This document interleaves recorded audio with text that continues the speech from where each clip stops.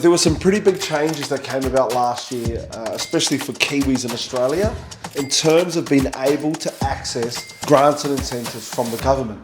The government had released a number of incentives that were only available to Australian citizens, and some of that changed midway through last year.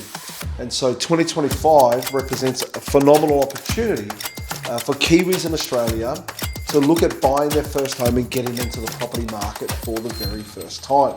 So let's take a close look at that. If you're a Kiwi, you're eligible for the following grants. The first, if you're a Kiwi, you're eligible for the first homeowners grants, and they range from $10,000 to $30,000 depending on which state you're actually in. Second, you're eligible for the stamp duty concessions. As an example, New South Wales, properties up to $800,000, zero stamp duty for first homeowners. It's prorated from there up to $1 million. So the savings up to $1 million on the purchase price, but it's zero up to $800,000. Next is the Home Guarantee Scheme. So the Home Guarantee Scheme is a federal government initiative. The stamp duty concessions are a state government initiative. So the federal government has made Kiwis eligible for the Home Guarantee Scheme. So what this means is if you have a 5% deposit to purchase your first home, you do not pay any LMI if you qualify and meet the criteria for the Home Guarantee Scheme. And let's look at a real world example. So let's say you buy a $600,000 property in New South Wales. You would be able to use a 5% deposit, so 5%, $600,000, is $30,000. Plus there would be some costs which would come to around about $3,000, but you would pay no stamp duty and you would pay no LMI.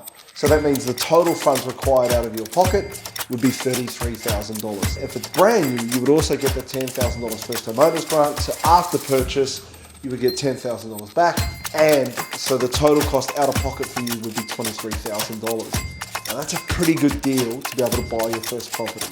Now, if you look at Queensland, Queensland's a little bit different. Let's say you're buying a $750,000 property in Queensland and that property happens to be new. Then you would need a 5% deposit. So the 5% deposit on that is $37,500. Plus you'd have some costs, so legal fees, etc. Let's say about $3,000 for that. So the total out-of-pocket expenditure is $40,500. But if it's a brand new property, you would also get the $30,000 first homeowners grant in your pocket after you purchase the property. Kiwis are now eligible to not pay stamp duty and to not pay LMI. So after the purchase, you paid $40,500 to secure the property, but you get $30,000 back from the first homeowners grant. Remember, that expires at the end of this financial year, so you need to take huge action, guys.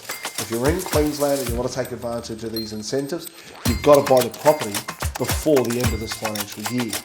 But total out of pocket is $40,500. The government will then pay you $30,000 back.